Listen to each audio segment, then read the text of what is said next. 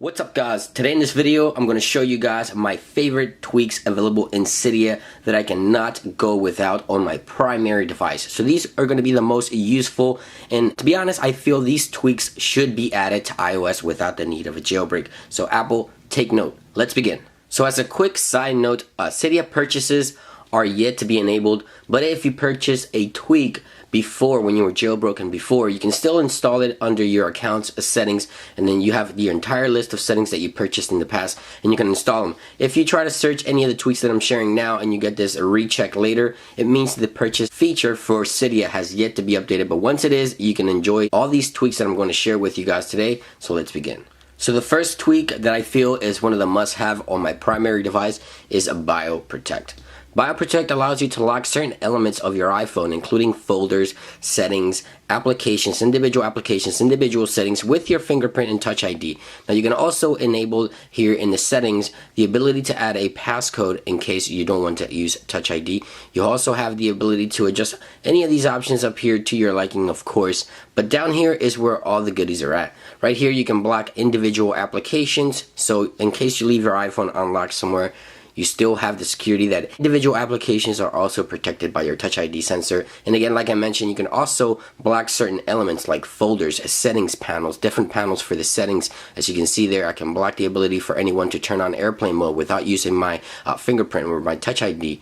Now, I also have the ability to protect the photos and individual photos and things like that. This tweak is very extensive, and again, it's one of those that I feel Apple should take note of because it really protects iOS apps and settings and individual parts of the OS as it should. Touch ID can do so much more, and Apple just really limits it to a few things. So here in this case, I'm going to go ahead and try to launch the Photos app, and as you can see there, it's not going to launch. It's protected by my fingerprint or Touch ID sensor. Once I do that, then yes, it does unlock. But BioProtect, I really do recommend you guys go ahead and check it out. You're really going to enjoy this one on your Touch ID device. Up next, I want to talk about guest mode. Now, guest mode, you have these options on a Mac, you have them on PCs. We've had them for years, and this basically allows you to set up certain restrictions for when someone is using your computer. So it does make sense to have it on iPads and iPhones, but Apple has yet to bring this to iOS, and I'm very surprised about that.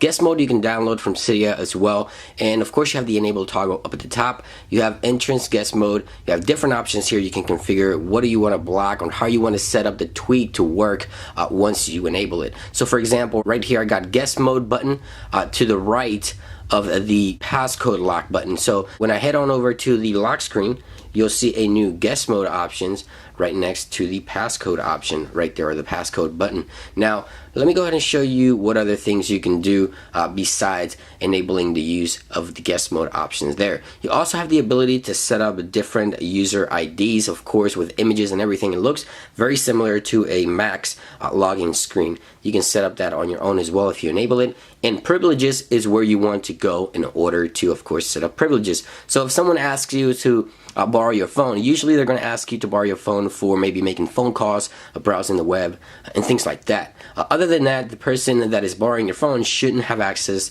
in my opinion, to the rest of your phone just because you're letting them borrow, or tablet for that matter. So right here under privileges, I can go ahead and toggle on or off which applications or which elements of the phone the guest will have access to. So for example, if I don't want them to have access to certain applications, I will go to the applications panel there, click enable apps, and right here I can select from the list of applications that I'm going to let that person use. Okay, so here you select the apps that that guest will use. So I have the phone app and Safari. So those two apps are the only thing the user will be able to access once they enter the guest mode option. So if someone asks you, can I borrow your phone? You just tap on guest mode, and they won't be able to launch the messages. They won't be able to launch the photos or the cameras application because you have it protected. But they'll be able to use the phone because you did allow those privileges, and they also be able to use Safari because you did allow for those privileges on the guest mode. Apple should really take note of this. This is a very, very important feature, especially for iPads. People share iPads around,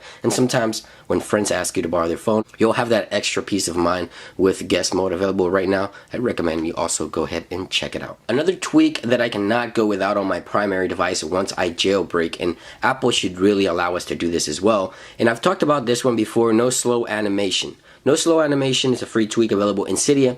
that allows you to speed up the animations on your iPhone. Sometimes the iPhone just seems a little slow for some people, including myself. I like things to be snappy, to scroll through quickly. Again, I talked about this one before, but I think it's so useful, and Apple should really allow users to change the speed of the animation so the OS suits the person instead of having a standard speed for everyone. So next up is One Hand Wizard. Now, I cannot go without this tweak on my iPhone 6s Plus, because this tweak allows you to really get use of the reachability feature that Apple introduced with iOS 9. So reachability, basically when you double tap the home button right there, the Touch ID sensor, it brings the screen down about halfway through.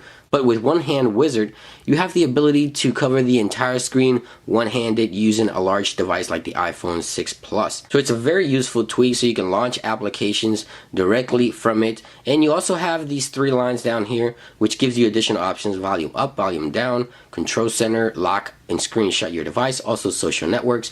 And you can tap on there to get those to go away. And again, you have access to the entire screen with One Hand Wizard. Now, if you're right-handed, you can swap over, and there you go. So it's very well thought out, and this is just a very, very useful tweak. Better than reachability in my opinion, because it gives you access to the entire use of the screen. So One Hand Wizard is one of those I recommend you check out if you have a larger device. Now, this next tweak enables picture within picture, and if you purchased it before, you'll be able to install it. If you didn't purchase it before, Cydia will soon update the store to be able to make purchases, but here it is. This allows you picture within picture, which Apple currently has on iPads. Now, when you start playing a YouTube video on the YouTube website, you now get a new button down here, which allows you to tap on it and create a picture within picture. Basically, this allows you to browse through your iPhone while continuing to watch the video. Now, you can tap on the window there to pause and play the video and bring it back to the Safari browser by tapping on here, and it goes back to where it was before. But let me go ahead and show you that this tweak is self-aware. So if I bring up the control center, you can see that it moves with the control center. I can bring it back down, and I can also resize the window just like that, moving around anywhere on the screen that I'd like. And I can also hide it to the right or left of the screen. Gives you these very cool controls to bring it back. And again, you can bring the tweak back into Safari by simply tapping on the picture within picture option. So this tweak, I really recommend you guys go ahead and check it out. I think Apple should really add this feature to iOS 10 on larger devices because it's just very useful. It really helps the user experience. Go ahead and check it out, available right now. Now, before I end this video, I also wanted to add some additional tweaks that I can go without, but I feel are useful as well, and I like to use them when they're available, and that is the ability to place icons anywhere on the screen. I really hate the fact that when you move an icon in iOS, it goes back to the same place right behind the last icon on the row. The ability to place icons anywhere on the screen that you want is very, very useful to me. I really like this because it just gives the device a cleaner look. I use Anchor for that, and you guys can go ahead and check out Anchor. And this tweak goes along with the second tweak that I wanted to share with you guys quickly, and that is iWidgets. If you tap and hold after downloading iWidgets right there on the screen, it gives you the ability to add widgets, whether it is a clock, whether it is a weather widget, whether it is a social network widget. People like to have widgets on their home screen. Apple now added the ability to have a widgets panel in iOS 10. I think they should move forward with allowing these widgets on the home screen. So those two are two things that I can go without, but I think are very useful, and I think Apple should really allow users to have. That about brings it into this video, guys. If you enjoyed this video, like always, don't forget to click that